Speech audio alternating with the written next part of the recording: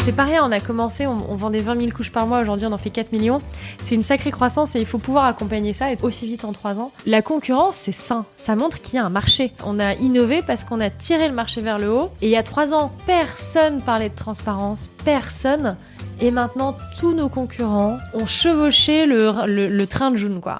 C'est pas que du vibe, c'est pas que de la chance. La bonne étoile, elle existe potentiellement chez tout le monde. Mais derrière, il y a énormément de boulot. Ce qui fait vraiment la force des startups, c'est la vélocité avec laquelle on fait avancer des projets. Et on peut dire ce qu'on veut de la Startup Nation, on est capable de faire ça parce qu'on a ça dans le sang.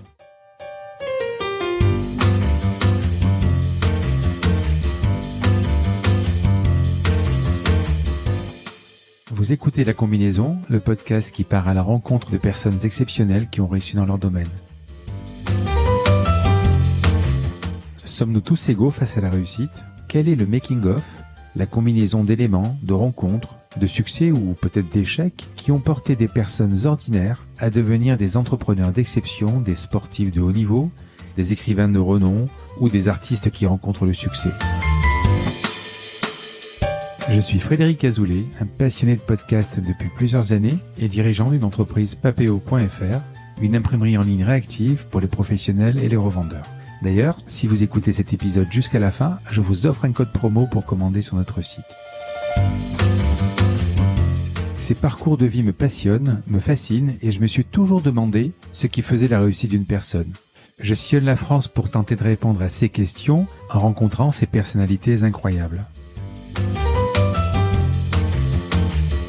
Tous les 9 jours, je vous retrouve et je vous partage ces conversations passionnantes qui, j'espère, vous inspireront autant que moi. Bonne écoute. Bonjour Carole. Bonjour. Alors, je suis ravi de te recevoir dans mon podcast. Alors, en préparant notre conversation, Carole, j'ai découvert que tu avais plusieurs vies. Ça m'a impressionné, mais vraiment. Alors, chef d'entreprise avec June, évidemment. Actrice. Écrivaine. Alors, je dis mannequin, mais je ne sais pas si c'est mannequin ou parce que tu as été Miss Auvergne, c'est ça ? Alors, c'était plus une activité parallèle au métier d'actrice. Quand on est comédienne et qu'on est très grande, on vous envoie naturellement faire des photos parce que en fait le mannequinat, enfin le fait de poser pour des photos est très lié à une taille et une morphologie. Et moi, je suis très grande, je fais 1m76, donc ce qui fait que j'ai pas eu une carrière intéressante de modèle. J'ai pas eu une carrière d'actrice exceptionnelle non plus, mais c'était rigolo à faire et j'en garde des bons souvenirs. Bon, je te rassure, c'est pas pour ça que je t'interviewe. Le podcast s'appelle La Combinaison, donc j'ai hâte que tu m'expliques ton parcours et comment tu as combiné tout ça, toutes ces vies. Mais avant tout, est-ce que je peux te demander de te présenter ? Ouais, bien sûr. Je m'appelle Carole. Qu'est-ce que je peux dire de moi ? Je suis la fondatrice de June. C'est une marque que j'ai lancée il y a 3 ans. On fabrique des produits d'hygiène et de cosmétiques pour la famille. On a commencé par des couches il y a 3 ans. Et puis, on a étendu la gamme il y a un peu moins de 2 ans avec des produits pour la femme enceinte et après des produits pour la jeune maman et après des produits pour la femme. On a sorti il y a quelques mois notre première gamme de serviettes hygiéniques pour la femme avec de la cosmétique intime. Et voilà, on a fait tout ça en 3 ans. À côté de ça, que dire de moi ? Je suis née en Auvergne. Je suis née en Auvergne, une région que j'aime beaucoup. Je suis née à Vichy. Mes parents étaient enseignants. J'ai eu une enfance vraiment très chouette, très simple, dans une famille très aimante. Tout allait bien, quoi. C'était pas, on était d'une famille assez humble, mais j'ai jamais manqué de rien. Donc j'en garde des très bons souvenirs et j'ai trouvé que c'était des moments assez réjouissants et formateurs. Donc. Tes études ? Alors j'étais en classe européenne parce que j'aimais beaucoup l'anglais. Je parlais plutôt bien anglais quand j'étais petite, sans trop de raison d'ailleurs. C'était assez marrant. Je suis partie en prépa, je suis pas restée. C'est vrai que la prépa Hippocane, c'est pas, y a pas énormément de débouchés, donc je voyais moins d'intérêt. Si j'avais fait une prépa scientifique, j'aurais pu voir un intérêt plus fort, mais c'est vrai que pas tant que ça. Je suis partie à la fac, j'ai pas trop aimé, donc je suis partie aux États-Unis et là j'ai beaucoup aimé. T'as pas aimé, pourquoi ? Pas assez J'ai pas aimé la libre. fac en France. Non, parce que j'ai une bonne autodiscipline, ce qui est un vrai avantage sur la fac en France, mais Moi, j'aime bien qu'on me challenge beaucoup. J'aime bien qu'on me demande beaucoup de choses. Et c'est vrai que, en fait, je m'épanouis vraiment dans un environnement assez compétitif, assez concurrentiel. Et en fait, si je me repose que sur mes acquis, rapidement, je perds un petit peu de mes qualités, quoi. Donc c'est vrai qu'aux États-Unis, j'ai trouvé un environnement très, très, très stimulant. Il fallait travailler tout le temps, il fallait lire plein de livres. J'étais en Caroline du Nord, à l'université de Chapel Hill, pour mon master. Et après, pour mon doctorat, j'étais à l'université de Brown, à côté de Providence. À Providence, et après à l'université d'Emory à côté d'Atlanta, deux facs privées, parce que j'avais eu des bourses en fait de recherche, ce qui m'a permis d'y aller, parce que c'est vrai que sinon ça aurait été super cher. Et j'ai découvert là-bas le goût du travail, la passion du travail bien fait, de la recherche, que j'avais pas vraiment trouvé en France, en tout cas à la fac. T'as fait quoi, un doctorat là-bas, c'est ça ? J'ai fait mon master et après j'ai fait mon doctorat là-bas. Et non, le monde est très différent. Une université américaine, c'est une petite ville en soi, c'est un écosystème qui est très fort. J'ai toujours été dans des facs qui étaient assez grosses, c'est entre 30 et 40 000 étudiants. Donc 30 et 40 000 étudiants qui vivent, qui respirent, qui ont plus ou moins tous le même âge, puisque bon, il y a des tranches d'âge, ça va de 18 à, je pense, 28, 30 ans pour les étudiants en thèse, mais il y a une vie complètement organisée autour des études et je vois en Caroline et même à Brown, on habitait tous dans un rayon très très proche de la fac. Chapel Hill, c'est une ville, il y a 40 000 étudiants, il y a 45 000 habitants, quoi. C'est vraiment... c'est... Donc, il y a une émulation, il y a une énergie, il y a quelque chose de vraiment très fort. Et tout est pensé pour que ça soit facile. C'est bête, mais on va en cours, les bibliothèques sont ouvertes toute la nuit, la salle de sport est ouverte toute la nuit, les supermarchés sont ouverts toute la nuit. Donc à n'importe quel moment du jour ou de la nuit, tout est pensé pour optimiser la performance. Alors ça peut avoir un côté justement, les Américains ne savent pas se relaxer, ne savent pas se détendre, et c'est pas totalement faux. Mais en même temps, c'est vrai que j'ai trouvé ça très épanouissant de pouvoir travailler autant et de pas me sentir un peu raillée comme j'avais pu l'être en France, parce qu'en France j'étais la fille du prof, la première de la classe, l'intello avec des lunettes du premier rang, ce qui était je l'ai pas mal vécu, mais je veux dire c'était pas non plus une revendication profonde de ma part, alors qu'aux États-Unis on célébrait plutôt les qualités qu'on pouvait avoir, et le fait d'être premier de la classe ou d'être le bon élève de la classe, c'était plutôt positif que un objet de raillerie et de moquerie, quoi. Tu parles d'accès à l'information, accès à la bibliothèque la nuit ou à la consommation dans les supermarchés. C'est vrai qu'en France, aujourd'hui, on impose quasiment le dimanche. C'est un gros débat pour dire il faut qu'on se repose le dimanche. Aux États-Unis, c'est vrai que tu fais ce que tu veux. J'étais au Texas en janvier. Je voulais acheter un truc à 11h du soir. Je me suis dit, le Walmart, dans un petit village où j'étais au Texas, il sera fermé, mais il était ouvert. 24 heures sur 24, quoi. Après, ça a des bons, ça a du bon. Non, mais il y a certainement des dérives, et là, on l'a vu typiquement avec le Covid, puisque en France, finalement, on a réussi à imposer des confinements qui étaient très liberticides, mais avec de très bonnes raisons derrière, pour protéger la population. Là, aux États-Unis, de toute façon, ça n'aurait pas été possible d'un point de vue constitutionnel. Donc, il y a du bon, il y a du moins bon, mais il y a du bon et du moins bon dans toutes les civilisations. En France, comme aux États-Unis, il y a des choses exceptionnelles en France. On a un système de santé qui est exceptionnel, qui est gratuit. Le système éducatif américain est très puissant, mais il est très cher, alors que le système éducatif français est gratuit. Donc ça, c'est quand même un avantage énorme pour la population. Donc il y a des choses bien dans tous les pays, et moi je suis heureuse de prendre un petit peu le meilleur de tous les mondes. Alors tu as fait une thèse de quoi ? Et ensuite, tu es resté combien de temps ? J'ai fait une thèse de littérature, donc j'étais aux États-Unis entre 2004, j'y suis arrivée en 2004, j'ai fait pas mal d'allers-retours. J'ai soutenu en 2010, donc je suis rentrée, je pense, définitivement en 2009. J'ai fait une thèse sur Cormac McCarthy, qui est un écrivain américain contemporain. Et mon sujet de thèse, c'était essayer de comprendre comment la mythologie américaine avait été créée, puisque c'est assez marrant l'histoire des États-Unis. C'est un pays qui est très jeune, qui a 400 ans. Et au final, il y a très peu de moments dans l'histoire avec un grand H, où on a créé de toutes pièces une mythologie en partant un peu de zéro. Puisque au départ, les Américains étaient des Anglais, des colons, qui ont dû se séparer d'une iconographie, d'une identité très british, très coloniale, pour créer leur propre identité et donc leur propre mythologie. Et c'est quelque chose qu'on trouve assez rarement. Les mythologies, c'est plutôt des choses qui s'inscrivent dans le temps et qui se créent au fur et à mesure des épreuves, des étapes. Et là, aux États-Unis, on a quelque chose qui est très rapide, quoi, puisque on est à la fin du XVIIIe siècle quand l'indépendance est prononcée, et puis en 100 ans, on a l'expansion vers l'Ouest, on a la guerre civile, on a plein de critères qui sont très très forts et très structurants, et qui en même temps arrivent dans une poche d'années, quoi. Des choses qui sont très récentes au final quand on le regarde. Et je sais, parce que là on en parlait justement avec le mouvement Black Lives Matter, la lutte pour les droits civiques des minorités aux États-Unis, c'est un sujet extrêmement récent, quoi.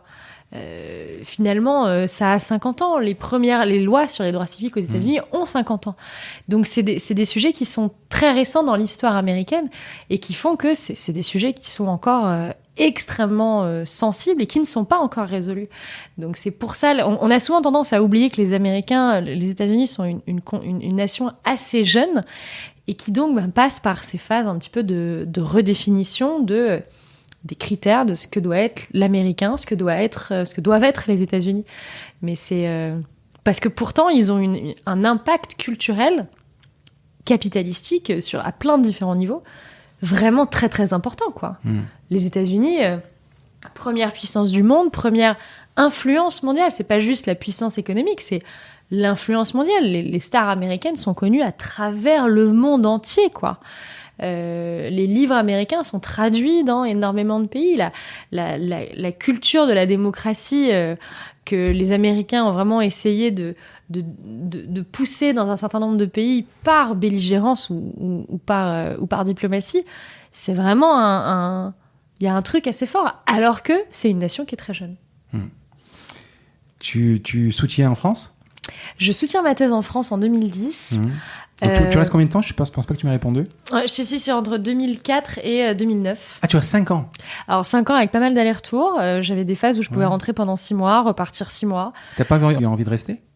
J'aurais pu rester, mais dans ce cas-là, il fallait accepter de faire carrière aux États-Unis. Et faire carrière aux États-Unis, à l'université, ça voulait dire il était quasi impossible que je rentre après. Le système de l'enseignement supérieur est un petit peu plus fermé qu'il ne l'est, par exemple, aux États-Unis, ou même dans le secondaire. Dans le secondaire, on passe des concours, le CAPES, la GREG, et puis après, on vous donne un poste.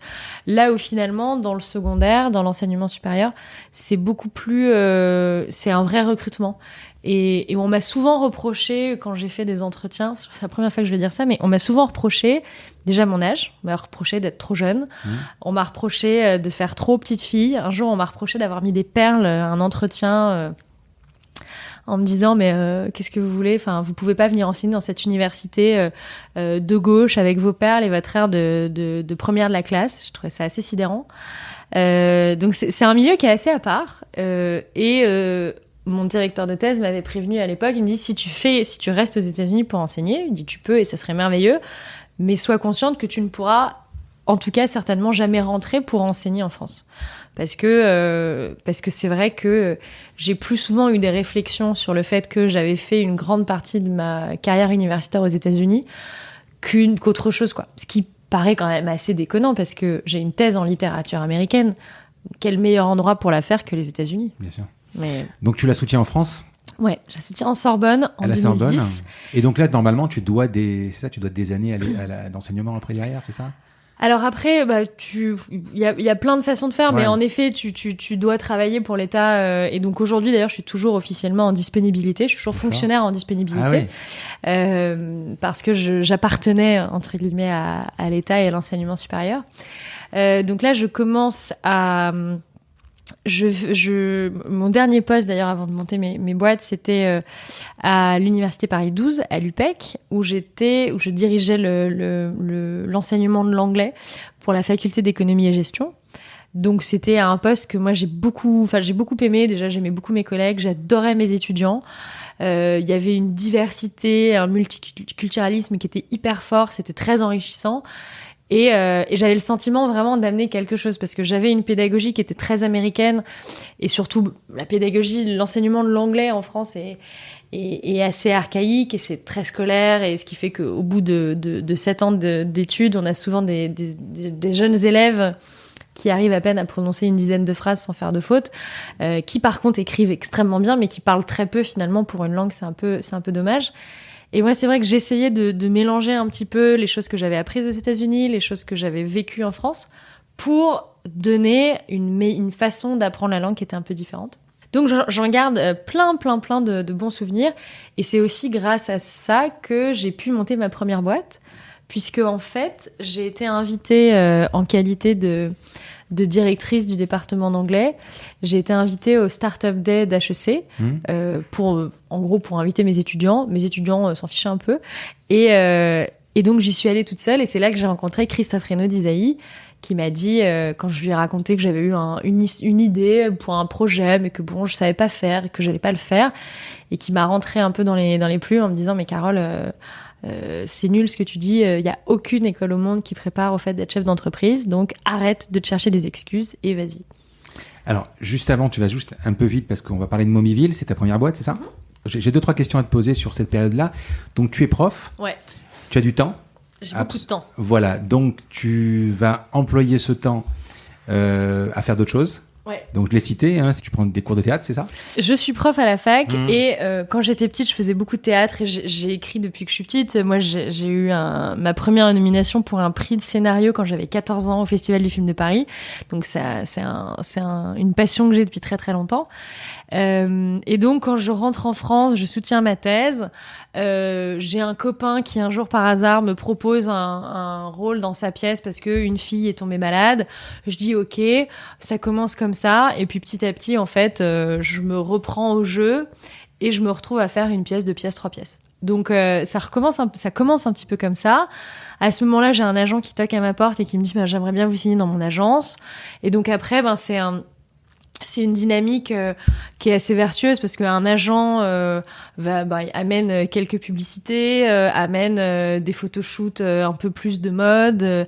Donc voilà, il y a pas mal d'activités comme ça qui s'enchaînent. Donc tu es prof à la fac? Je suis prof 2 jours et demi par semaine. Et le soir, tu fais des représentations, c'est ça? Ouais, je suis prof 2 jours et demi par semaine. Le soir, je suis au théâtre 5 jours par semaine. Ah oui. La journée, donc au début, je fais des castings et puis après, j'intègre le cours de théâtre que donne Nils Arestrup au théâtre de l'Atelier. Donc comme ça, je fais ça les jours où je suis pas à la fac. Et donc j'ai des journées qui sont bien remplies, mais qui en même temps sont hyper réjouissantes. Et donc, à l'époque, je suis Carole Juge dans ma vie civile et je suis Carole Léoline dans ma vie artistique. Et en gros, je suis un peu dévoilée aux yeux de tout le monde quand Taken 3 sort. Parce que j'ai eu un petit rôle dans Taken 3, mais vraiment tout petit. Parce que quand on tourne des films américains en France, ils cherchent des actrices qui parlent anglais comme des Américains, sans avoir besoin de les faire venir des États-Unis. Donc là, tu es connectée par l'agent? Je suis connectée, non, par une fille avec qui j'avais fait un tournage qui me dit, tiens, au fait, il cherche quelqu'un, machin. Je fais mon casting avec Olivier, le réalisateur, par Skype depuis ma chambre. Très sympa. 4 jours plus tard, je tourne 3 jours. C'était très rigolo. Je regarde un très bon souvenir. J'étais la seule fille sur le plateau puisque c'était une scène de baston entre Liam Neeson et le méchant du film. Et donc il y avait plein de cascadeurs, il y avait plein de garçons. Ils étaient tous extrêmement gentils avec moi. Tout le monde était vraiment au petit soir parce que j'étais la seule nana, donc tout le monde était hyper attentif. Et en plus j'étais jeune à l'époque. Et j'en garde un souvenir très marrant, très bienveillant, ambiance très familiale. Et non, c'était rigolo. Et le jour où le film sort, j'ai une flopée d'étudiants qui débarquent dans ma salle de classe en me disant Madame, on vous a vu au cinéma. Et là, je suis un peu prise au dépourvu parce que je dis ah non, mais c'est pas moi, c'est une fille qui doit me ressembler. Je savais pas quoi leur répondre. Et en fait, à partir de ce moment-là, les gens ont compris que j'étais les deux personnes en même temps. Et ce qui fait qu'au bout d'un moment, j'ai dit, OK, je vais mettre Carole juge avec un tiret Llewellyn. Et puis comme ça, on aura résolu tout le sujet. Tu t'appelles Carole juge Llewellyn. Ouais. Si tu choisis le mot Llewellyn, c'est qu'à un moment, tu as cette envie de devenir actrice quand même.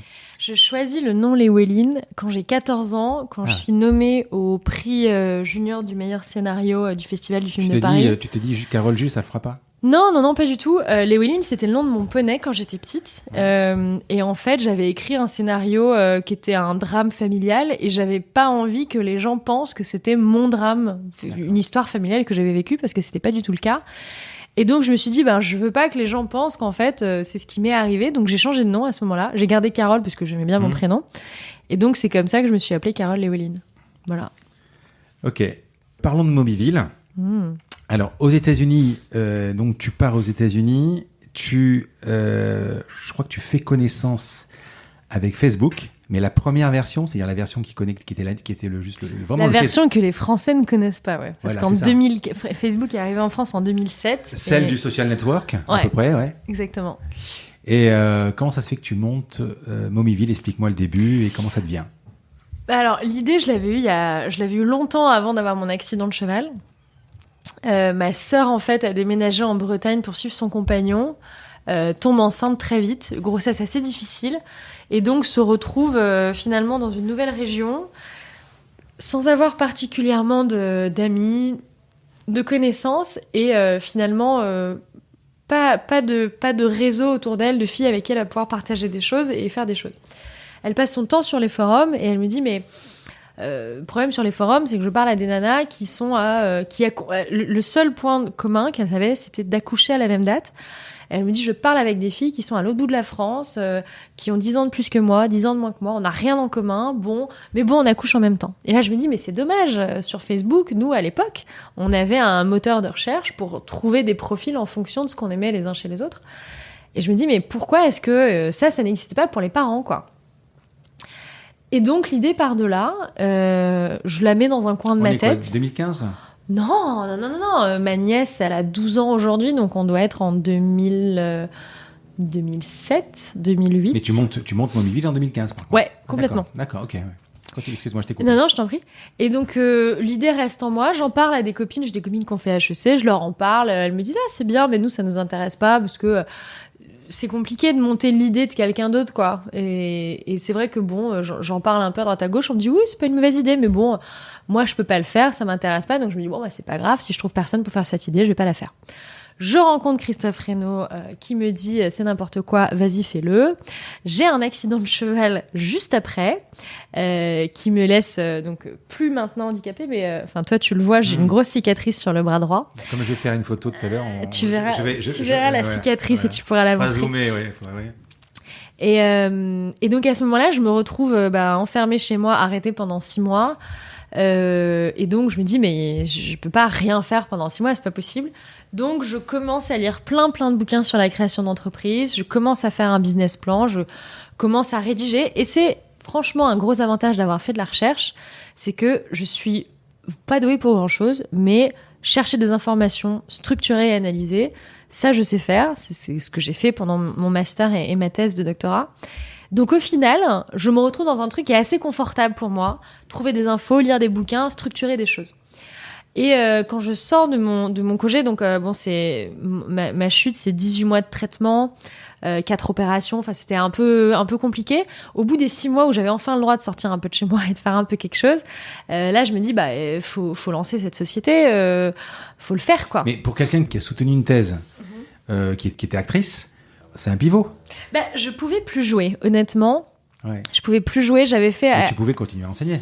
Je pouvais continuer à enseigner, ouais. Mais je pouvais plus jouer et je m'en suis rendu compte parce que juste après mon accident, quelques semaines après la fin de mon congé maladie, mon agent m'appelle, me propose un casting pour un film américain Et je me dis, bon, un film américain, faut que j'y aille, parce que de toute façon, on m'appelait pour faire ce genre de truc, donc j'ai dit, bon, bah, faut que j'y aille. Et en fait, déjà, j'avais pas mal grossi pendant l'arrêt, parce que 6 mois chez soi, sans faire de sport, sans plus rien faire, c'était pas facile. Arrivé, moi, et donc, j'arrive au casting, et au-delà de la prise de poids, avec laquelle d'ailleurs je vis toujours, hein, là j'ai 10 kilos de plus que quand j'étais comédienne, au-delà de la prise de poids, je me sens très mal à l'aise dans mon corps. Et jouer, c'est pas que exprimer des émotions, c'est le corps tout entier qui joue, quoi. Et donc je me retrouve avec ce bras dont j'arrive pas à faire grand-chose, je me retrouve avec ce corps dans lequel je suis pas bien, et je me retrouve à jouer très mal à l'audition, à être vraiment mal à l'aise dans mon corps. Et à ce moment-là, je me dis, mais en fait... mon corps n'arrive plus à jouer, quoi. Mon cœur, mon émotion peut jouer, mais mon corps n'arrive plus à suivre. Donc, il faut arrêter, quoi. Et donc, à ce moment-là, sans trop me poser de questions, c'était trop difficile pour moi de me projeter vraiment fort là-dedans, en me disant, mais... je pense que si j'avais été une grande comédienne, j'aurais peut-être fait l'effort, mais... J'étais pas mauvaise, mais j'étais vraiment pas exceptionnelle, quoi. Ça méritait pas de faire des efforts. Ce que je veux dire, là, tu réponds à pourquoi tu n'es pas devenue actrice, hein, mais tu réponds pas pourquoi tu vas pas continuer à enseigner cette... j'ai continué à enseigner pendant 2 ans. En même temps que Momoville. Ouais, je faisais Momoville et j'avais la boîte à... Donc tu avais cette envie peut-être de devenir entrepreneuse depuis le début. J'avais cette envie, mais financièrement, c'était très compliqué parce que je gagnais pas d'argent avec Momoville. J'en gagnais pas beaucoup à la fac, mais quand même, ça me permettait de payer mon loyer. Et ce qui fait que quand j'ai liquidé Momoville, c'est là où je me suis dit, il faut arrêter de faire les choses à moitié. Donc maintenant, tu vas demander ta disponibilité à l'université et tu vas arrêter et tu vas chercher un job. Tu as cette idée de réseau social, tu le montes, tu rencontres Christophe Reynaud. Je rencontre Christophe Reynaud avant, parce que c'est pour ça que c'est grâce à Christophe Reynaud que je monte ma première boîte. Voilà. Ou à cause de lui. Tu vas jusqu'où? Ça fonctionne? Le site sort, ça fonctionne. J'ai une équipe de 5 personnes. J'ai d'ailleurs Lucie qui est là dans le bureau avec moi, qui travaillait déjà avec moi à l'époque sur Momoville. On n'a pas de business model, donc forcément on ne fait pas d'argent. Sauf que c'est vrai que dans le monde des startups, ne pas faire d'argent, c'est pas grave. Il suffit de lever des fonds. On fait une mauvaise levée de fonds, et donc ce qui fait que derrière, on se retrouve un peu le pied au mur à devoir fermer parce qu'on n'a plus aucun moyen de payer le loyer, les salaires. Qu'est-ce que tu appelles une mauvaise levée de fonds? On a fait une levée auprès d'un fonds qui s'appelait WCTI Partners, qui en fait était accusé par la SEC, qui est la haute autorité financière américaine, de blanchir de l'argent entre les États-Unis et l'Europe. Et donc en fait, la SEC a interdit les transferts d'argent. Donc ce qui fait qu'on a signé une levée de fonds, on a fait et on n'a jamais reçu l'argent. Ah oui. Et on a été plusieurs comme ça, start-up, à être impactés, sauf que moi j'avais pas assez de cash pour finalement pouvoir faire sans levée de fonds, quoi. Et tu penses que tu aurais pu cartonner? Honnêtement, je pense pas. C'était quoi le business model, la pub? C'était de la pub. Honnêtement, je pense pas, parce que on s'est lancé en même temps que d'autres applications qui faisaient plus ou moins la même chose, même si je maintiens que c'est une bonne idée. Il y a une application d'ailleurs au UK qui s'appelle Peanut, qui fait la même chose que ce qu'on voulait faire avec Momoville. C'est très très compliqué à monétiser des applications gratuites. Les applications qui marchent et qui arrivent à se monétiser, c'est beaucoup les applications de rencontres, parce que forcément des hommes et des femmes sont prêts à payer pour se rencontrer entre hommes et femmes. Par contre, des mamans, pour qu'elles se rencontrent entre elles dans le simple but, entre guillemets, de networker, c'est quasi impossible à monétiser. C'est très compliqué parce que, au final, un groupe Facebook fait le job et gratuitement, quoi. C'est-à-dire que Facebook a toujours refusé de monétiser Facebook par l'inscription. Et ça a été une de ses grandes forces, parce que les réseaux sociaux qui ont essayé de monétiser les inscriptions se sont tous cassés la gueule. Il n'y a pas une exception dans le monde. Ils ont tous perdu énormément d'utilisateurs, et ce qui fait la force d'un réseau, c'est la masse critique. Donc c'est impossible d'avoir une masse critique en faisant payer, et c'est impossible de survivre sans avoir de masse critique. Donc il y a forcément un problème à un moment, quoi. Comment tu montes le site financièrement? C'est toi qui finances? Tu prends un prêt? T'as quoi? J'ai pris un prêt. J'ai pris un prêt à la BNP. J'ai fait une toute petite levée de fonds auprès d'un business angel que je connaissais, de 30 000 euros. Donc oui, avec 30 000 euros prêtés par la BNP et 30 000 euros du Business Angel, on arrive à monter, quoi. Tu t'en sors avec des dettes, avec malheureusement des licenciements. Exactement, parce que je paye encore aujourd'hui la dette de Momiville. J'ai planté l'argent de mon investisseur, j'ai mis des gens sur le carreau, donc non, ça reste dommage. Mais j'ai appris énormément de choses. Donc ça, c'est vrai que l'échec porte de nombreuses vertus et on est à l'aube d'une crise économique qui va être très compliquée. En septembre, toutes les mesures d'urgence du gouvernement avec le Covid, il va y avoir une première vague en septembre qui va être difficile parce que les gens vont devoir payer l'URSSAF sur lesquels on a eu 6 mois de report. Donc là, ça va être un moment assez compliqué d'un point de vue trésor pour certaines boîtes. Et puis après, l'année prochaine, en avril, les PGE, les prêts garantis par l'État, vont devoir commencer d'être remboursés. Donc il y a des moments assez compliqués qui nous attendent pour beaucoup d'entreprises et finalement, le fait d'avoir vécu ces moments-là très difficiles une première fois, ça arme un peu plus pour l'après, quoi. 2016, juste avant de parler de June, 2016, tu fais un MBA aux Ponts et Chaussées. Ouais, tout à fait. Pourquoi ? Parce qu'on me l'a proposé. J'étais en couverture d'un magazine pour expatriés qui s'appelle Expatriate Magazine pour Momiville, au tout début de Momiville, qui était distribué à la Chambre de commerce et d'industrie, à la Chambre de commerce américaine à Paris. Et il se trouve que c'est le MBA des Ponts et Chaussées, le MBA exécutif des Ponts et Chaussées, faisait ses cours à la Chambre de commerce de Paris, de Chambre de commerce américaine à Paris.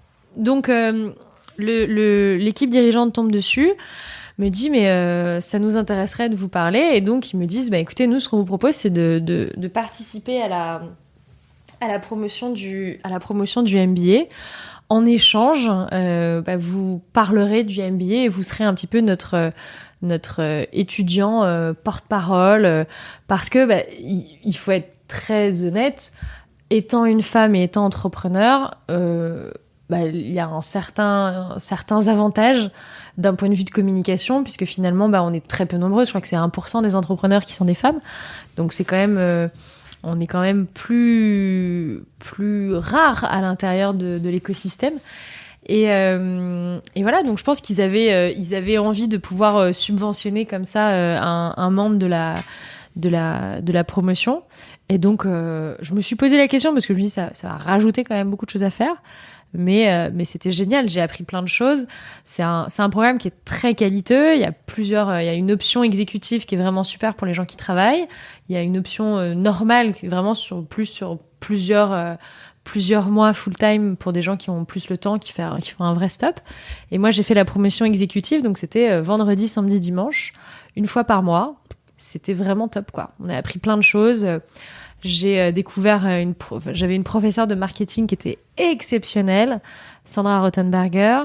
J'avais un professeur de stratégie qui s'appelle Duncan Angevin, que j'ai fait venir d'ailleurs des années après chez June ici, pour faire un cours d'introduction à la stratégie à mes équipes, parce que je trouvais ça extrêmement intéressant d'enseigner comme ça la stratégie et de faire découvrir ce que c'était que la stratégie. Donc j'en ai retenu vraiment plein de choses hyper intéressantes. Et je suis très contente de l'avoir fait. C'était un peu fatigant, mais c'était bien. Donc la boîte s'arrête, Momiville s'arrête. Mm-hmm. Tu prends un temps où tu avais déjà June dans la tête. Alors tu vas m'expliquer tout, comment on arrive à se dire voilà, je vais défier les majors, je vais défier les gros. Comment on arrive à créer... Alors c'est quoi, une DNVB? On peut appeler ça une DNVB? Alors on appelle ça une DNVB, mais moi j'appelle surtout ça une marque. En fait, explique-moi, je veux tout savoir. Alors... Quand je liquide ma boîte, je me dis plus jamais, c'est comme après une grosse rupture, on se dit plus jamais je retomberai amoureuse. Hard stop. Et puis 6 mois après, on se dit quand même c'est bien, j'ai plein d'idées, j'ai appris plein de choses. J'avais retenu plein de choses des parents de ma communauté chez Momiville. C'était beaucoup de questions, beaucoup d'interrogations, beaucoup d'angoisse sur les produits qu'ils utilisaient pour leurs enfants. Je suis pas maman moi-même, donc je m'interroge sur ce phénomène psychologique. Je dis mais pourquoi est-ce que la prise de décision sur tous les produits pour enfants est aussi compliquée, difficile, qu'est-ce qui fait ça ? Il y a plein de facteurs, des facteurs structurels. On vit avec des familles qui sont beaucoup plus éloignées. Moi, mes parents sont en Auvergne, mes grands-mères sont en Auvergne. Demain, si j'avais la chance d'avoir un enfant, j'aurais pas ma mère à côté de moi, j'aurais pas ma grand-mère à côté de moi. Donc le fait que les familles, et je parle pas du fait que les gens se séparent, parce que ça c'est pas tant le sujet, mais le fait que les générations soient autant distanciées fait que la transmission se fait moins. Donc ça, c'est un premier facteur. Le deuxième facteur, c'est prolifération d'Internet, énormément d'informations partout, dont beaucoup d'informations contradictoires. Et le troisième facteur, c'est purement psychologique. La prise de décision pour l'autre est toujours plus difficile que la prise de décision pour soi-même. Et donc, un parent qui devient parent va se poser autant pour soi, on va se dire j'ai pas envie de manger bio, je m'en fous. Autant pour son enfant, on va se dire ah non, mais mon enfant, il faut qu'il mange bio. Parce qu'on a naturellement une appréhension de vouloir offrir le meilleur pour son enfant, parce que la prise de décision pour l'autre est plus engageante que pour soi-même. Et donc à ce moment-là, je me dis, mais quels sont les vrais 2 pain points des parents ? Le premier, c'était la nourriture. Qu'est-ce que je donne à mon enfant ? Quand est-ce que je le nourris ? Est-ce qu'il a assez tété ? Est-ce que le biberon était assez gros ? Est-ce qu'il peut retéter maintenant ou est-ce qu'il faut attendre ? Enfin, il y a énormément de questions sur l'alimentation. Les parents ont une vraie demande d'informations sur comment je fais pour nourrir cet enfant pour qu'il reste en bonne santé, quoi. Et le deuxième point, c'était les produits de soins, comment je soigne mon enfant, comment je lave mon enfant, et donc des gestes très opérationnels, mais qu'ils ont de moins en moins vu faire, parce que on vit plus dans des grandes familles avec plein de gens et à voir les enfants des cousins, des cousines, des frères, des sœurs. Et donc forcément, aujourd'hui, on se retrouve parfois à dire je dois donner un bain à mon enfant, je ne sais pas comment faire. Et donc là, quand vous savez pas comment faire, vous n'avez pas 50 pions, vous allez sur Internet, vous appelez votre pédiatre, mais votre pédiatre, c'est un médecin, c'est pas un attaché de vie infantile, quoi. Donc au final, il y a beaucoup d'interrogations, et je me dis, mais il faut pouvoir amener des réponses à ces parents sur quels sont les produits qu'ils utilisent, ce qu'il y a dedans, où est-ce qu'ils sont fabriqués, et donc arrêter cette espèce de mensonge marketing un peu résiduel, un peu bizarre, qui est la couche est un produit biologique, et le remplacer par la couche n'est pas un produit biologique, la couche n'est pas un bon produit pour l'environnement, mais c'est un produit qui est efficace et qui est pratique. June ou pas June, tout court, c'est pas un bon produit d'un point. Complètement. D'accord. La différence de June, c'est que nous, comme on a mis la transparence et la traçabilité, on est capable de dire, alors la couche, elle est pas bio. La couche n'est pas végane, mais cette table, cette chaise n'est pas végane non plus. On peut pas avoir une couche végane. Il n'y a pas de produit qui pourrait être d'origine animale dans une couche. Mais au-delà de ça, comme nous, on s'engage sur la traçabilité et la transparence, au final, on peut s'engager sur l'impact carbone. C'est-à-dire que sur un produit qui est structurellement pas très bon pour l'environnement, on est capable de trouver un moyen de diminuer l'impact négatif qu'il va avoir sur l'environnement. Avec la traçabilité, on peut contrôler son impact carbone. Aujourd'hui, en France, une grande majorité des couches vient au mieux d'Europe, au pire du Mexique, de Chine. Et donc là, on est sur d'autres sujets. Parce que entre les matières premières, qui parfois viennent encore d'autres pays, nos matières premières sont principalement européennes, on se retrouve avec des produits qui sont fabriqués dans des pays qu'on ne connaît pas, puisqu'il n'y a aucune obligation aujourd'hui d'indiquer la provenance, le lieu de fabrication des produits d'hygiène pour bébés, avec des composants à l'intérieur qu'on ne connaît pas, avec aucune autorisation de mise sur le marché, aucune réglementation. Donc là, je me dis, ok, ce qu'on va faire, c'est qu'on va lancer June en se disant, on va faire comme s'il y avait des réglementations très contraignantes, on va se les imposer, et donc on va élever le produit vers plus de qualité. Oui, je suis d'accord, j'entends tes questionnements, mais tu parles un moment des produits de soins de bébé, mais pour couche, pourquoi tu as focalisé sur la couche ? Sachant qu'il y a des monstres, des consortiums énormes qui fabriquent des couches. Mais en fait, à partir du moment où il y a un marché, il y a de la concurrence. Quand on te dit ça, tu te dis pas, les gens autour de toi te disent pas que t'es folle. Non, alors il y a des gens qui m'ont dit que j'étais folle, des gens qui m'ont dit que j'étais conne, des gens qui m'ont dit que c'était n'importe quoi, que j'étais actrice, que j'avais pas à faire du business. Enfin, j'ai tout entendu. Non, mais oui. T'as déjà planté une boîte, ça t'a pas suffi. Non, mais je parle pas de ça, je parle du. Non, mais alors pour le coup, en fait, j'en ai entendu tellement que ça s'est un peu noyé dans la masse. Non, mais c'est surtout la concurrence, c'est sain. Ça montre qu'il y a un marché. Quand on lance une boîte dans laquelle ils disent c'est génial, j'ai pas de concurrent, généralement, ça veut dire qu'il n'y a pas de marché, quoi. Uber se lance, il y a un concurrent. Il y a un concurrent, Uber. C'est pas toutes les autres applications, c'est tous les réseaux de taxis indépendants à travers la planète. Et les réseaux de taxis indépendants ont vraiment donné du fil à retordre à Uber pendant des années parce que justement, il y avait de la concurrence et que justement, il y avait un marché. Donc la concurrence, c'est hyper sain. Après, le marché de la couche, c'est un marché qui est très particulier, qui est pour le coup assez peu bienveillant. Mais, je veux dire, le concurrent américain a eu le mérite d'inventer le produit, d'avoir une mainmise sur la distribution à travers le monde. Ils sont presque 50% du marché mondial. C'est cool pour eux. Et puis surtout, ça a montré au monde le besoin, l'utilité du produit. À nous de le réinventer pour le rendre meilleur, quoi. Ouais, c'est pas ce fameux terme qu'on emploie régulièrement, le disrupter, c'est réinventer. Mais dans l'absolu, il y a un prof d'Harvard qui parle de l'innovation disruptive, qui dit qu'il y a très peu d'innovation disruptive dans le monde. Uber n'est pas une innovation de disruption. Uber, c'est une application qui permet de commander un taxi plus vite, qui ne s'appelle pas un taxi. Donc, si on regarde les véritables innovations de disruption qui changent la façon qu'on a d'utiliser un produit, il y en a très peu. Il y a l'iPhone, qui n'en est pas vraiment parce qu'il y avait le BlackBerry avant. C'est juste que l'iPhone est un BlackBerry mieux marketé.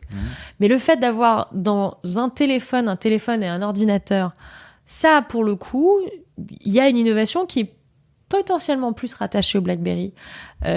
Puisqu'avant, on avait le Palm Pilot, que beaucoup de gens n'ont pas connu. Mais avant le BlackBerry, on avait le Palm Pilot. Moi, je l'ai connu, mais t'es jeune pour l'avoir connu. Hein. Tu vois, bah ouais, non, mais Ouais.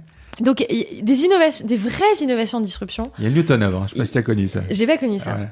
Mais dans l'absolu, il y en a très peu, puis il y en a un certain nombre qui finalement ne restent pas assez longtemps sur le marché et qui montrent qu'en fait, ce n'était pas des innovations de disruption. Le mini-disque, par exemple, le laser-disque, sont des choses qui ont existé 5 ans, 10 ans, puis après qui ont disparu. Donc il y a une vraie question, et dans l'écosystème, c'est vrai qu'on a souvent tendance à utiliser le mot disruptif à tout bout de champ. Des innovations de disruption, il y en a 5 par an à travers le monde, quoi. Faut pas. Donc j'ai aucune gêne dans le fait de dire nous on a innové parce qu'on a tiré le marché vers le haut. Et il y a 3 ans, personne parlait de transparence, personne. Et maintenant, tous nos concurrents en Europe et pas que en France ont chevauché le train de June, quoi. Ils parlent de transparence, ils copient à 6 mois, 1 an plus tard, tout ce qu'on fait. Et moi, je trouve ça génial. Ça rend mes équipes un peu folles, mais moi, je trouve ça génial parce que ça montre que ce qu'on fait est innovant et est en train de paver le chemin de l'avenir. Parce que pour que autant de gens derrière nous copient et mettent autant d'efforts dans le fait de ne pas être innovants eux-mêmes et juste de reproduire ce que June a fait 6 mois ou 1 an plus tôt, je peux que trouver ça génial. Je me dis qu'on sert à quelque chose et on apporte quelque chose dans ce marché. Et ça, c'est super. Donc, tu choisis finalement le produit, la couche. Alors, comment on crée une couche comme June ?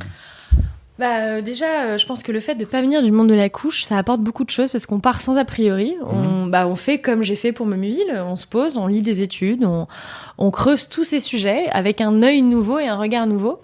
Et là, on se dit, ok, il y a beaucoup de zones un peu d'ombre, de traçabilité dans le cahier des charges, de qualité dans le produit, de qualité dans la communication. C'était particulier. On était vraiment dans une communication qui jouait beaucoup sur l'angoisse du parent. En laissant sous-entendre aux gens, si vous êtes le meilleur parent, vous devez acheter ce produit, quoi.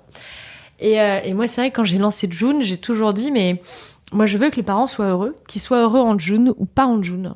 Ça m'est tout à fait égal. Et je l'ai redit d'ailleurs hier quand j'ai fait un live avec la communauté. Moi, je veux que les gens soient heureux dans leur vie. Si je les aide à faciliter leur vie parce que ils sont rassurés en mettant mes couches ou en utilisant mes produits, ou si les femmes sont rassurées en mettant mes serviettes hygiéniques plutôt que celles d'un autre, tant mieux. Et puis, si elles trouvent juste ça cool, mais que elles étaient pas angoissées et que elles ont pas besoin d'être rassurées avec mes produits, ça me va aussi. Enfin, je veux dire, je suis pas dans une démarche de je veux convertir à tout prix n'importe qui tout le temps. J'envisage pas la vie comme ça. Les gens doivent être libres et heureux des choix qu'ils font. Et à aucun moment, mon marketing ne doit être anxiogène et dire mon produit est le meilleur, donc si vous ne l'achetez pas, vous n'êtes pas la meilleure maman. C'est irresponsable de dire ça. Ce qu'on répond régulièrement, c'est moi j'ai élevé mes gosses sans June. On te dit les théories, il faut plus que les gosses se couchent à 8h30, il faut qu'ils se couchent. Ça fait des années qu'on vit en lange, en pampers, en je sais pas quoi. Ils sont pas morts. Maintenant, quelle différence d'avoir des couches qui respectent l'environnement, qui sont sans produits toxiques, etc. C'est ça la controverse, en se disant pourquoi Parce que June, pourquoi June, en fait? Parce que tu pourrais faire ça sur plein de produits. Et on le fait sur plein de produits en plus. Oui, c'est vrai. Sur toute notre cosmétique, on est sur...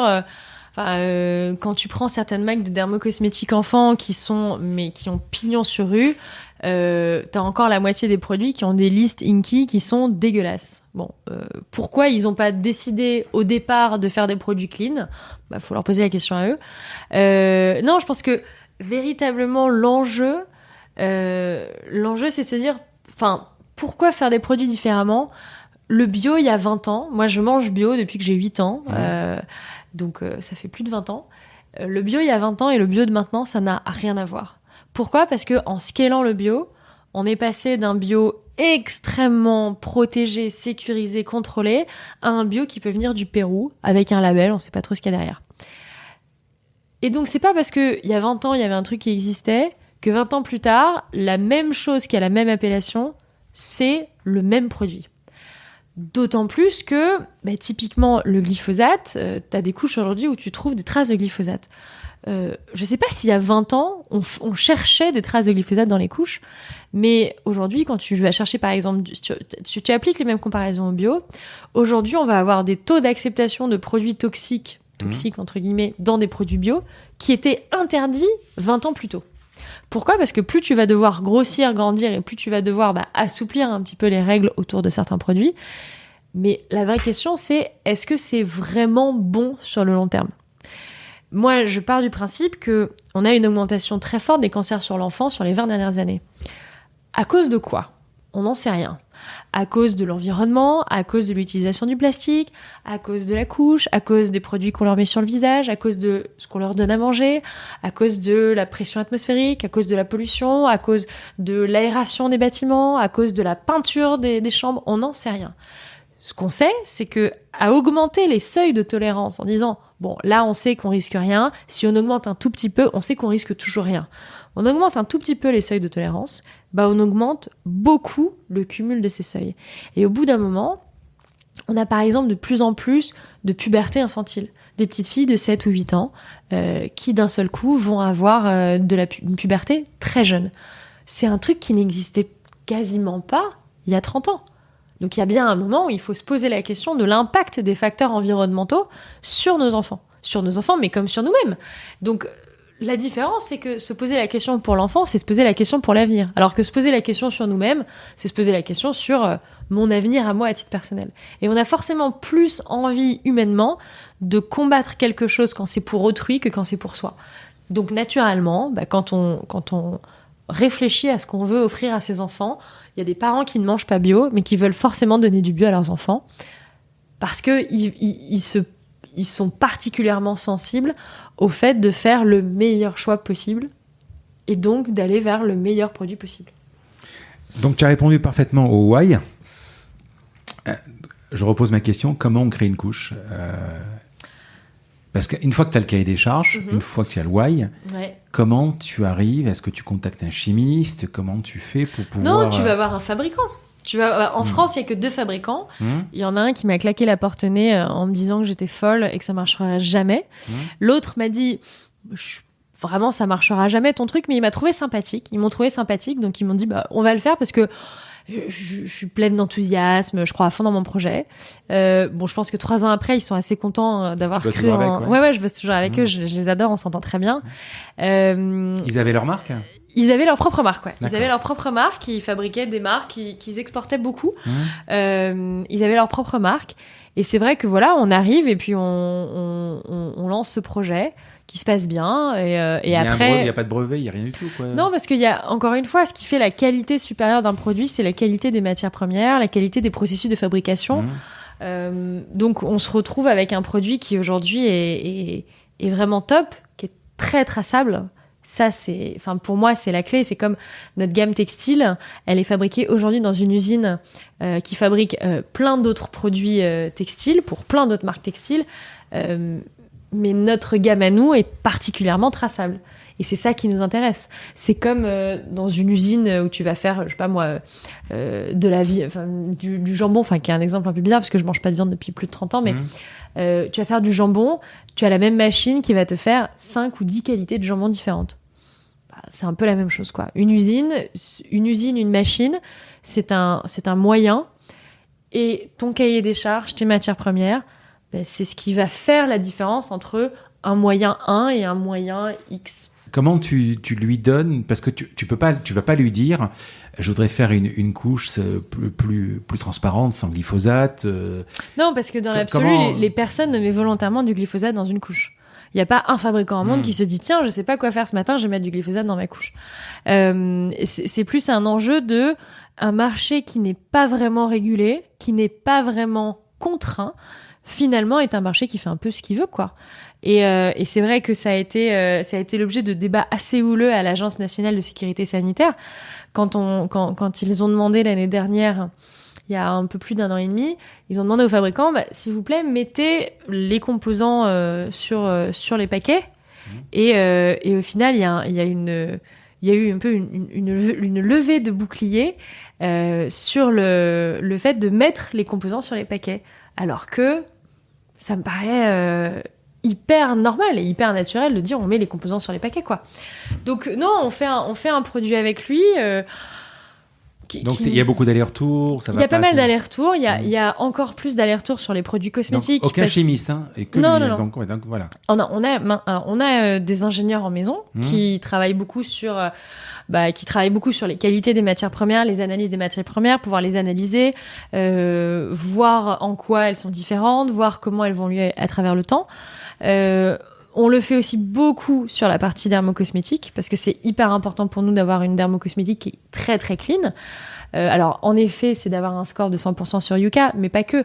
Nous, on s'est lancé dans la dermocosmétique avant l'existence de Yuka, donc c'est évident qu'on n'a pas du tout notre but, c'est pas de faire plaisir à Yuka, notre but c'est être traçable, être transparent pour pouvoir expliquer, justifier à la communauté de tous les choix qu'on a fait. Et ça, c'est hyper important. Quand tu vas voir le premier, il te ferme la porte, le deuxième te dit ok, pourquoi pas, pour pouvoir dire voilà le cahier des charges. Qui sort ce cahier des charges? Vous le faites ensemble, là? Non, on le fait ensemble. Je comprends pas. Je veux dire, nous, on le fait. Nous, on travaille. Le début d'une start-up, c'est des gens qui viennent, qui bossent. Les toutes premières personnes qui travaillent chez June sont des gens qu'on payait pas forcément beaucoup. Moi, je me suis pas payée chez June pendant très longtemps. Les histoires de start-up, ça commence comme ça. C'est vraiment, on travaille collaborativement avec des gens qui après, ont des parts dans la boîte et qui font que derrière, on est capable de lancer des produits. Après, on avait un petit pool de business angels qui avait mis un peu d'argent pour pouvoir financer cette première commande. Et voilà, et l'histoire se crée comme ça. Le June, le nom? Ça veut dire ma puce, ma chérie en persan. Ah, c'est mignon. Ouais. Lancé en juillet 2017, c'est ça? Ouais, tout à fait, il y a presque 3 ans. Le lancement? Le lancement se passe très bien. On était très enthousiastes. On avait voulu lancer une communauté autour de nos valeurs avant de lancer la marque. Ce qui fait que quand on lance le produit, en fait, on a déjà une petite communauté qui est assez fédérée de gens qui sont assez motivés et qui sont assez emballés par la thématique autour du projet. Qu'est-ce qui se passe entre le moment où tu as l'idée, tu as le prototype, le POC, je sais pas si on peut appeler ça un POC. Non, on avait notre première commande qui était, on n'en avait pas beaucoup, mais on avait une commande, ouais. Voilà. Et entre le moment où vous sortez, il se passe combien de temps entre le moment où tu as l'idée et le moment où la première couche sort? Alors, entre le moment où je commence à réfléchir à June et le moment où le produit sort, il y a 1 an. Et entre le moment où on développe le produit et le produit sort, il y a 6 mois. Ah, c'est court. Comment vous financez ça? On a fait un petit tour de table avec des business angels de The Family et après on a levé en 2018 auprès d'Alven et voilà. Ça part direct? Ça part direct, ouais. Ça part direct assez bien. Les imprimés, ça plaît beaucoup. Le côté made in France, transparence, c'est assez nouveau sur ce secteur. On est très bon en CRM, on parle, moi les premières clientes, je les connais quasiment toutes, je leur parlais au téléphone. On avait un énorme accent sur le service. D'ailleurs aujourd'hui, on a un des meilleurs SAV, je pense, de France, parce que on est tout le temps à l'écoute du client. Le client a toujours raison, même quand il a tort. Donc non, on a vraiment développé cet aspect très serviciel, en plus du côté design qui était très innovant et donc finalement personne connaissait trop, et en plus de ce côté, de ce côté clean, transparent, qui était très nouveau dans le marché, quoi. Parce que déjà en couche, en livraison, il y avait quasiment personne. Il y avait un concurrent allemand et il y avait la marque américaine historique qui se vendait sur Amazon, mais il y avait très très peu d'acteurs sur le marché. Et c'est vrai qu'en fait, les gens ont réalisé que c'était extrêmement pratique de se faire livrer tous les mois, que c'était un abonnement sans engagement, que franchement, il y avait pas de difficulté. C'était pas comme un abonnement SFR où on est pieds et poings liés jusqu'à la fin. Donc non, naturellement, ça s'est fait et bien fait, quoi. Quand tu sors le produit, tu as des relations. Alors moi, j'appelle ça les majors. Je sais pas comment vous allez l'appeler ça, les grands. Tu as des relations. Tu t'es vu comment de Pampers, etc. Ah bah, j'en sais rien. Ils m'ont jamais parlé. Non, je pense que on sait qu'on a plein de concurrents à travers le monde qui commandent nos produits pour regarder nos produits. On sait qu'on a plein de concurrents à travers le monde qui nous copient. Quand 6 mois ou 12 mois plus tard, on voit apparaître chez des concurrents des copies pas similaires, mais pas loin de nos motifs. On se doute bien qu'ils n'ont pas eu l'idée en regardant leur marque de café. Mais non, on n'a pas de relation particulière avec eux. Nos avocats se parlent beaucoup entre eux parce qu'il y a toujours des petites histoires. C'est pas une industrie particulièrement bienveillante, mais parce que c'est normal. Notre rôle, c'est de faire changer un peu les choses. Ça dérange. Donc c'est normal que les gens soient pas trop contents et se disent nous on était très contents quand il n'y avait pas de législation, quand personne regardait trop ce qui se passait. Et c'est vrai que la France est assez pionnière dans ce mouvement, quoi. Il n'y a pas énormément de pays où les gens sont aussi intéressés sur ces sujets. Cette notion de direct to consumer, c'était une notion depuis le début ? Toujours. T'as pas eu envie de te retrouver chez Monop Jamais. Et vous serez jamais chez Monop ? Alors, j'aime pas dire jamais. Il est très peu probable que la couche finisse chez Monoprix ou chez Auchan. Déjà parce que c'est pas juste un produit. Le produit, la transparence, la traçabilité, c'est une expérience. Donc, on peut pas juste mettre un produit dans un rayonnage et puis les gens naturellement savent que le produit est X, Y ou Z. C'est compliqué.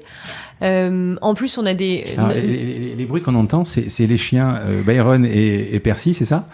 Alors ça, c'est le chien de ma head of brand qui s'appelle Polka, qui est toute jeune. Qui sont en train de rigoler, qui sont en train de se taper contre la vitre. C'est peut-être les bruits. Désolée. Mais sinon, je crois que j'ai pas vu... alors j'ai vu Percy, mais j'ai pas vu Byron. Byron, il est là sur la chaise. Ah ben voilà.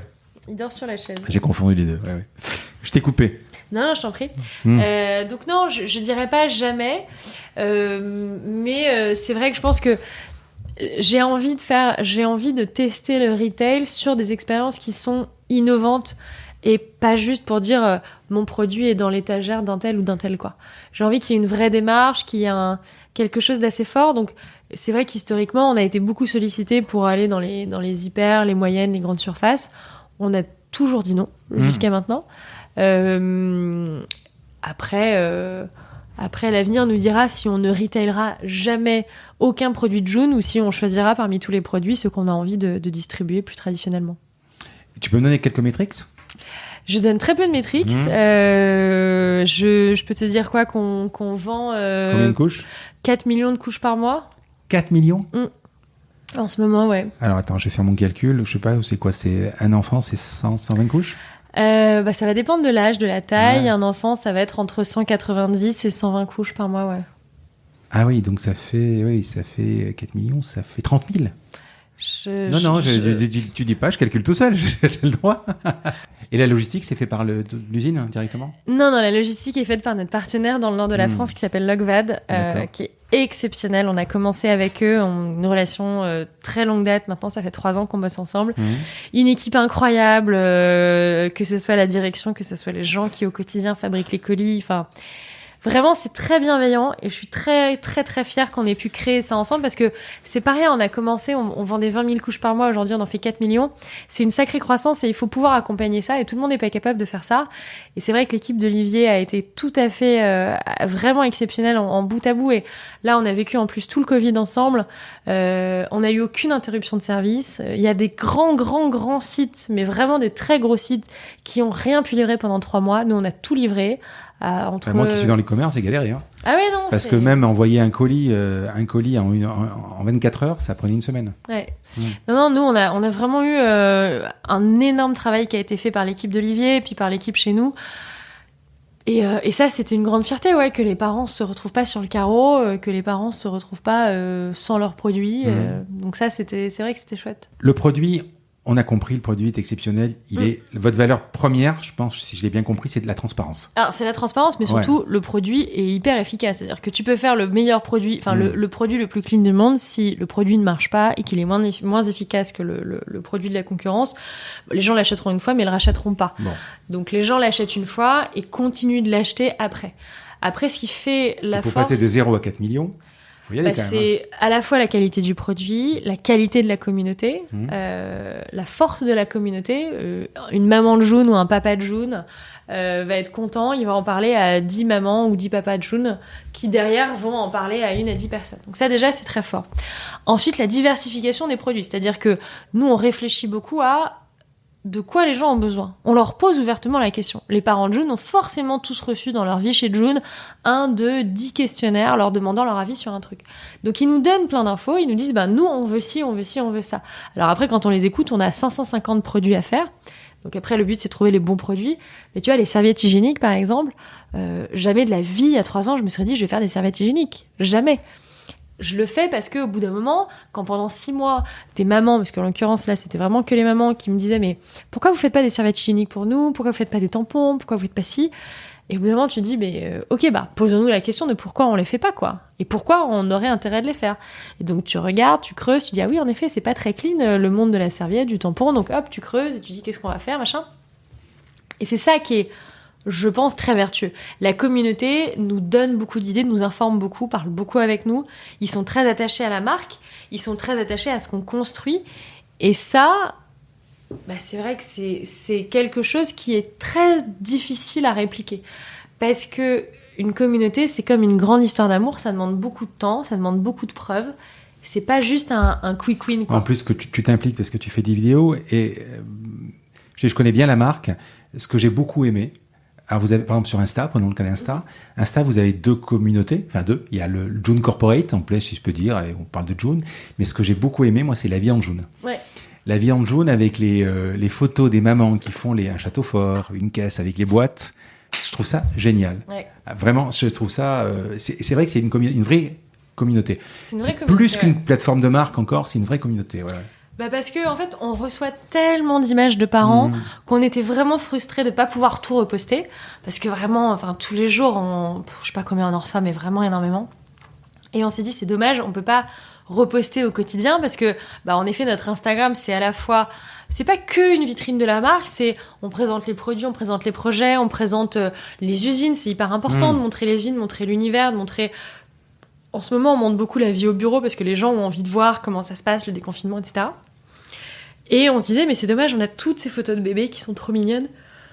Qu'est-ce qu'on va pouvoir en faire ? Et à ce moment-là, on s'est dit, en fait, on va créer un compte où on va faire que du repost de photos de parents. Et donc là, d'un seul coup, le truc a très très bien marché tout de suite. Et là, on commence en plus à avoir des clients internationaux étrangers, donc qui parlent même pas français, qui commencent à mettre des photos. Et tu dis, c'est très cool, quoi. Vous êtes où à l'international ? On est en Belgique, on est en Suisse, on est aux Pays-Bas, on est au UK, on est un petit peu en Allemagne. Quand tu dis vous livrez ? On livre, ouais. Vous avez On a des non, en fait, on a des bureaux nulle part. Là, on a une équipe Benelux qui est en France, qui s'occupe de la partie Benelux et on s'occupe aussi un petit peu de la partie anglophone. On livre pas mal de clients aux États-Unis qui pour le coup payent de très gros frais de port, donc c'est pas très intéressant pour eux, mais ils aiment bien la marque, donc ils sont contents. Non, on a des clients un peu partout. Les pays dans lesquels on n'arrive pas à livrer, la Russie, très difficile de faire livrer la Russie, je sais pas pourquoi. Après, pour faire pas mal de start-up, la Russie ou la Chine, mais la Russie c'est particulier même en SEO. Alors après, on n'est pas dans une dynamique. On cherche pas les clients. C'est plutôt, des gens qui viennent. On est partenaire de pas mal d'hôtels, de pas mal de maternités. Donc c'est vrai que un client qui voyage à l'étranger, en France, un client étranger qui vient en France dans certains hôtels, ou avec son enfant, il va avoir des produits de June. C'est vrai que quelque part, il a envie de pouvoir continuer l'expérience chez lui. Donc officiellement, on livre partout. Alors depuis l'histoire de June, on a dû livrer dans une centaine de pays très différents. Là, l'enjeu, c'est plutôt les pays dans lesquels on livre vraiment tous les mois de manière conséquente, quoi.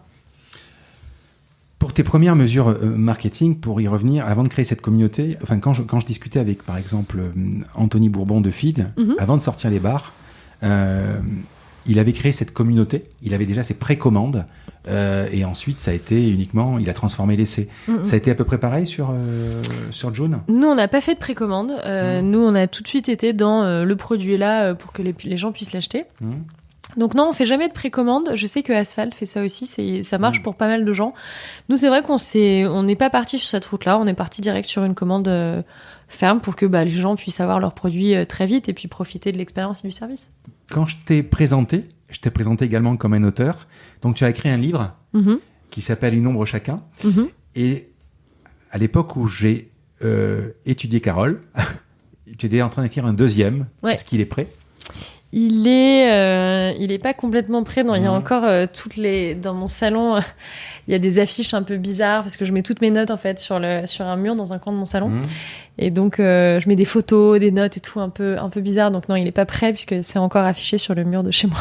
Pour une chef d'entreprise qui a réussi, on peut dire, est-ce que le fait est de sortir un livre, est-ce que tu es rivé plus sur les ventes, c'est une satisfaction, c'est quoi qui... Non, c'est...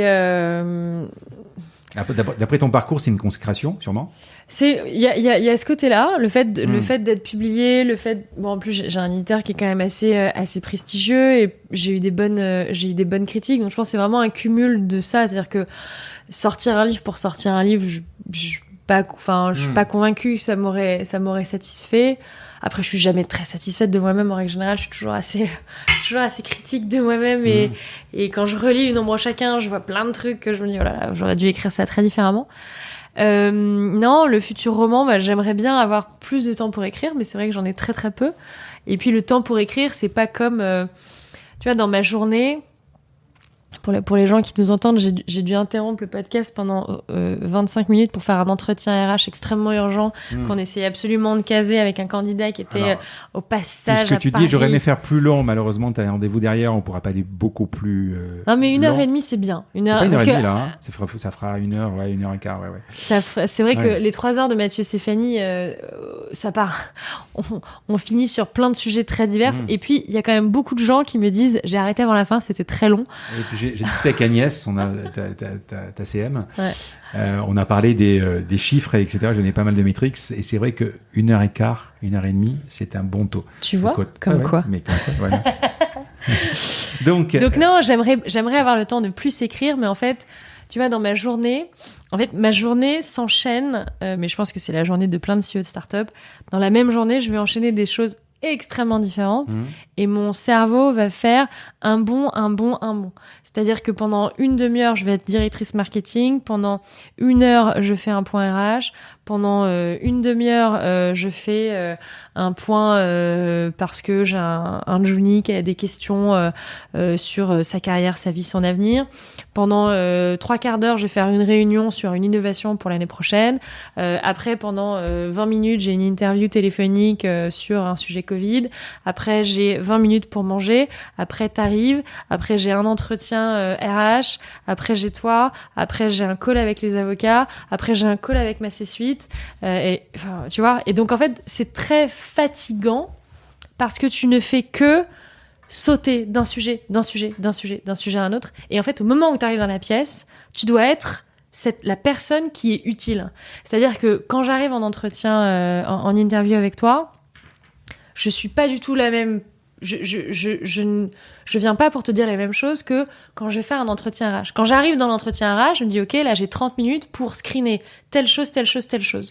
Quand derrière je fais un call avec les avocats, je dis ok, donc là j'ai 30 minutes pour tacler tel sujet. Donc tu dois très très très vite rentrer dans ton cerveau, sortir les cases où tu as stocké les informations, les récupérer très très vite, les réanalyser très vite et être capable d'être tout de suite pertinent.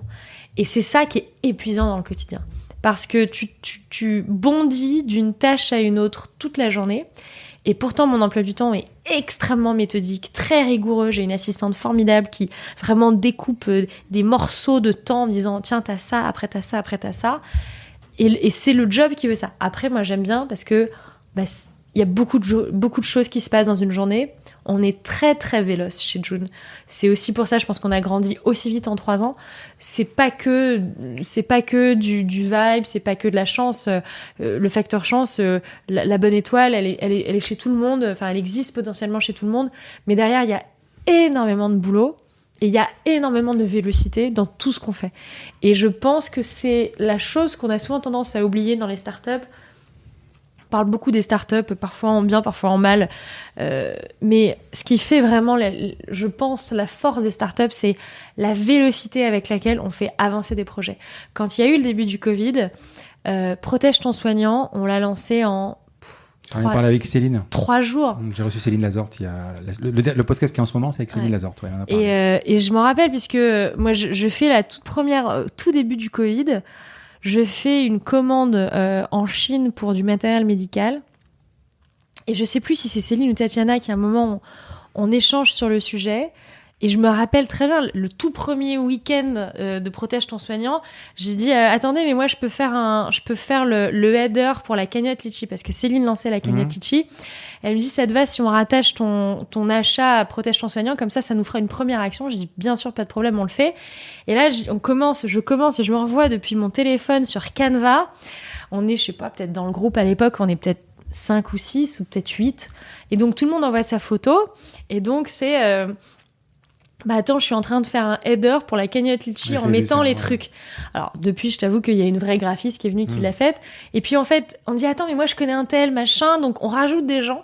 Et là, maintenant, PTS, on a, je sais pas, peut-être 5 groupes sur WhatsApp. 5 groupes sur WhatsApp en fonction des différents trucs.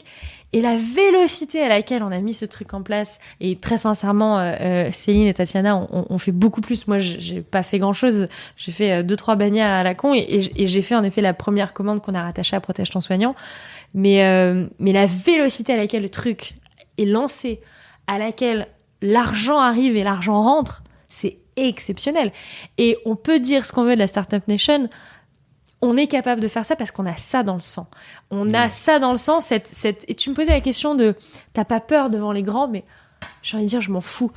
On est très irrévérencieux, pas parce que on n'aime pas les autres ou qu'on les snob, mais parce qu'on se dit on peut aller vite, on peut faire les choses et on va le faire et on s'excusera après s'il faut s'excuser. Tu connais Olivier Goy d'October ? Non. Alors c'est l'épisode qui sortira bientôt. Il avait une boîte qui fonctionnait extrêmement bien et il est dans le financement des entreprises, fonds, crédits, etc. Et il a remonté un boulot.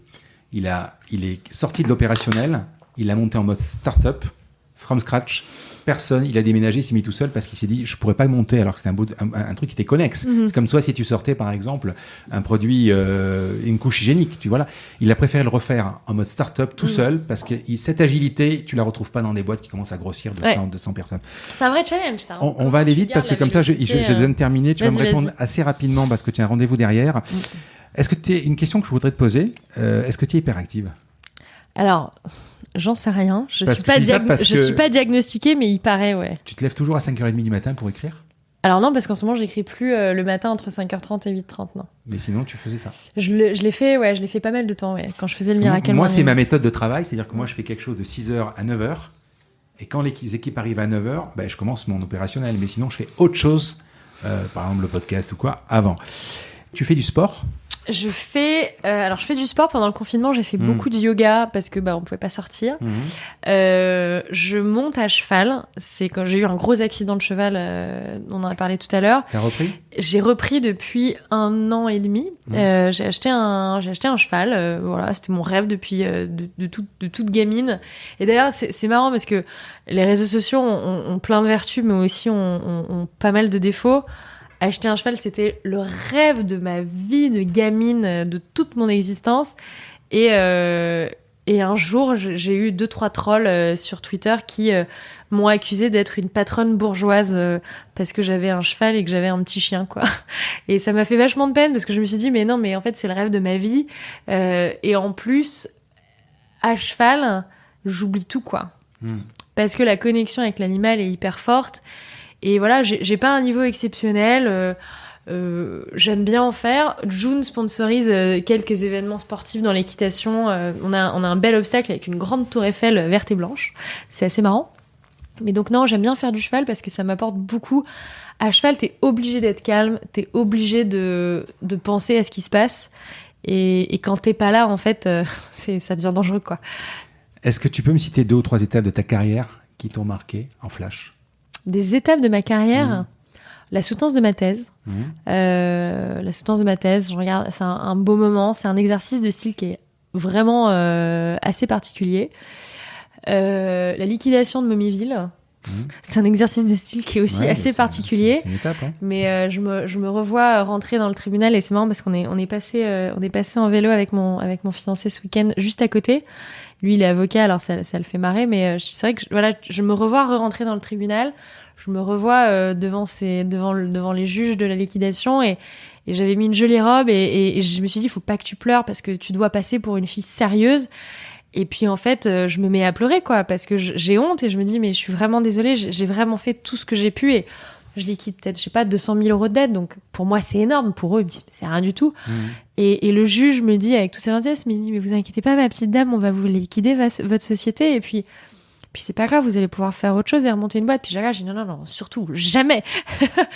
Donc je me rappelle de ce moment parce que c'est un moment qui force à l'humilité et qui remet très vite les choses en perspective, quoi.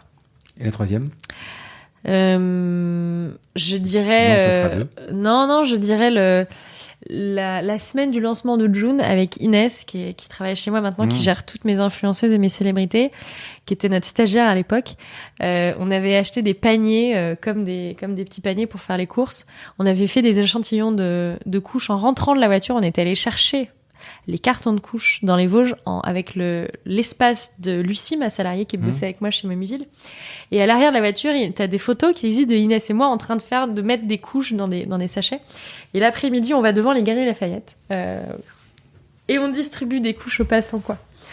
Elle en garde un souvenir horrible, mais en même temps, ça l'a fait marrer d'avoir été là à l'époque où on était 4 et où on n'était rien ni personne et on faisait des trucs un peu chelous, quoi. Est-ce que tu as un mentor, quelqu'un qui t'a impressionné? Il y a plein de gens que je pourrais connaître. Non, il y a plein de gens qui m'impressionnent, que j'admire beaucoup. J'aime beaucoup mon coach, honnêtement, Adrien Falcon, qui est l'ancien managing director de Deliveroo, qui est un mec exceptionnel qui m'apprend plein de choses. Je garde beaucoup d'affection pour Christophe Reynaud, c'est quand même un peu à cause de lui ou grâce à lui que j'en suis là. Aujourd'hui, dans l'écosystème, non, il y a des mecs qui m'impressionnent beaucoup. J'aime beaucoup, alors, Anthony Defide, dont tu as parlé tout à l'heure, un très très bon pote, que j'aime beaucoup. Ismaël Oul de Wind, pareil, un grand entrepreneur. Jean-Charles Dallan, très très visionnaire. Thomas Miro, qui est un entrepreneur complètement... il est habité, quoi. Il est habité. Enfin, il y a pas mal de gens quand même dans l'écosystème, je trouve, qui sont... on est tous un peu tarés à notre manière. On a tous des façons de faire, d'envisager la vie qui sont très... ça doit être fatigant pour les gens qui nous côtoient, mais c'est vrai que, je sais pas, j'aime bien ce petit groupe, on s'entend bien et c'est des gens... c'est des belles personnes humaines au-delà d'être des beaux businessmen. Et puis j'ai quand même l'impression que tu t'amuses quand même. Je m'amuse tous les jours. Ouais, plus que travailler. Tous les jours. Je crois que j'ai une fois dans ma vie, je me suis levée en me disant aujourd'hui je suis fatiguée, j'ai pas envie d'y aller. Mais sinon, tous les matins, je me lève et tous les matins, j'ai hâte, quoi. J'ai hâte d'être là. J'adore ma vie perso, j'adore mon mec, j'adore mes chiens, j'adore ma famille, mais j'adore être là, quoi. J'adore être là, j'adore ma boîte, j'adore mes salariés, j'adore mes parents, j'adore leurs enfants. Je kiffe, vraiment, je kiffe. Même les jours qui se passent mal, mais c'est pas que je m'en fous, mais je me dis, ça fait partie du truc, quoi. C'est comme une histoire d'amour, il y a des jours où tu t'aimes plus que tout, puis des jours où tu t'aimes même si c'est dur et j'adore ça, quoi. Je renoncerai à ça pour rien au monde. Allez, je te pose la dernière question. Le podcast s'appelle La Combinaison. Tu lis à l'envers, donc tu as peut-être déjà lu je la l'ai pas question. encore lu, non, je l'ai pas encore lu la question. C'est quoi le truc, la clé ou la combinaison pour devenir Carole Juge-Lewillyn? C'est ça, je le prononce bien? Ouais, très bien. Ouais. Voilà. Du travail, du talent, des opportunités saisies. Tu as un peu répondu quand même.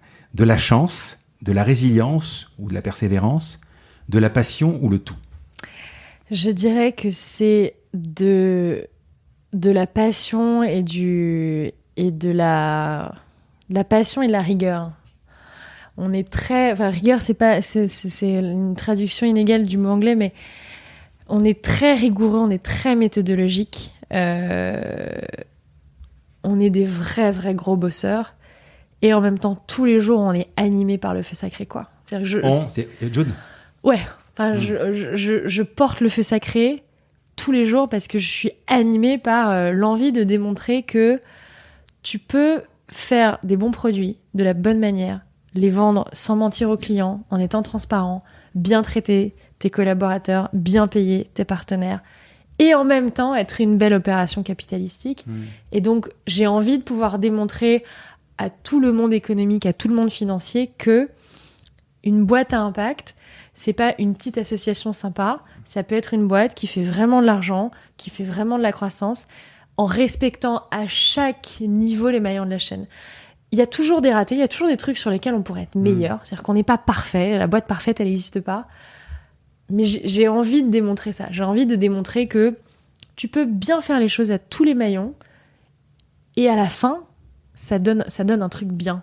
Et j'aimerais me dire que dans 10 ans, dans 15 ans, dans 20 ans, June a participé, parce qu'on n'est pas la seule marque au monde à le faire, mais June a participé à redéfinir le capitalisme comme quelque chose de très holistique et quelque chose de très bienveillant.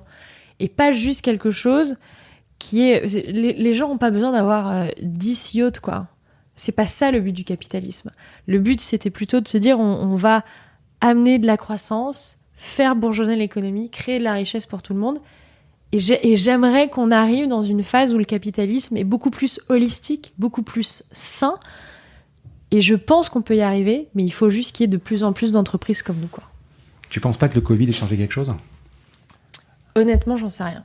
J'aimerais avoir une opinion, mais Enfin, de se dire aujourd'hui, peut-être qu'il faudrait quand même qu'on fabrique en France. Alors, c'est ton cas de toute façon. Nous, on fabrique mais tu sais, en même temps, mais on a les problèmes des gens fabriqués en France, parce que, un exemple tout bête, sur tous nos packs, pour notre dermocosmétique, nos packs sont faits en France. Les géantissimes de la cosmétique, ils font leurs packs en Asie.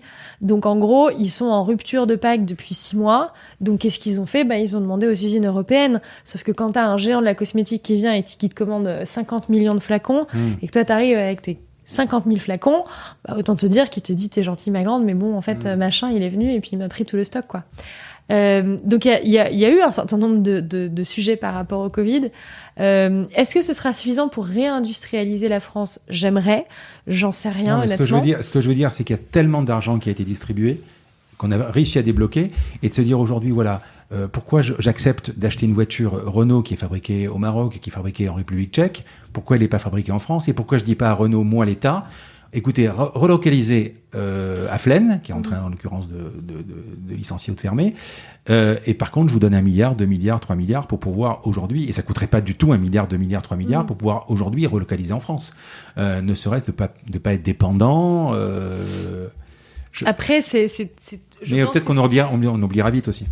Déjà, malheureusement, l'économie a une mémoire très courte. Les différentes crises économiques nous apprennent que la bulle enfin, il y a eu des bulles avant, la bulle maintenant, et de toute façon, l'année dernière, quoi qu'il arrive, l'IPO raté de WeWork et le cas de Casper aux États-Unis avait quand même lancé une tendance assez compliquée sur l'écosystème, qui commençait d'arriver un petit peu en France.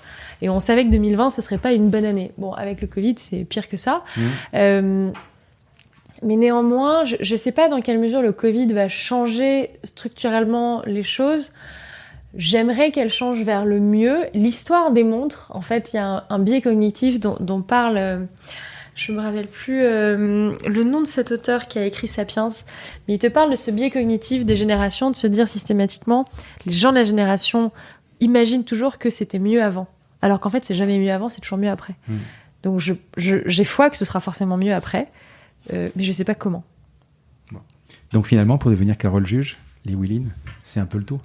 C'est un peu le tout. C'est beaucoup de passion, beaucoup de passion et beaucoup de travail. Et merci du temps que tu m'as consacré. Merci beaucoup, avec grand plaisir, c'était super chouette. À bientôt, Carole. À bientôt. Je vous remercie d'avoir écouté cet épisode. Comme promis, voici le code de réduction pour commander sur papéo.fr. C'est la combinaison, tout en majuscules. Je vous offre 10% de remise sur votre première commande. Parlez de ce podcast à vos amis ou à vos collègues de bureau. Partagez-le le plus possible. Abonnez-vous en cliquant sur le petit bouton s'abonner dans votre application mobile ou sur votre ordinateur. Ainsi, vous serez averti dès qu'un nouvel épisode est en ligne. Je sillonne la France pour vous proposer de nouveaux invités. C'est vraiment beaucoup de travail. Ce n'est pas mon métier, vous l'avez peut-être compris. C'est une passion que je pratique en dehors de mon job. Si vous avez apprécié cet épisode, dites-le moi avec des étoiles, 5 de préférence sur Apple Podcast, anciennement iTunes, et d'y ajouter un gentil commentaire, ça me fera plaisir. Ça me permettra également de remonter dans les classements. Et puis si vous n'êtes pas Apple, c'est pas grave, parlez-en autour de vous, partagez sur les réseaux sociaux, c'est prévu sur votre application de podcast préférée. Enfin, vous pouvez vous abonner sur lacombinaison.fr pour être averti dès qu'un nouvel épisode est en ligne. Je suis Frédéric Azoulay, n'hésitez pas à me faire remonter vos remarques, vos questions, mais aussi des invités que vous aimeriez entendre.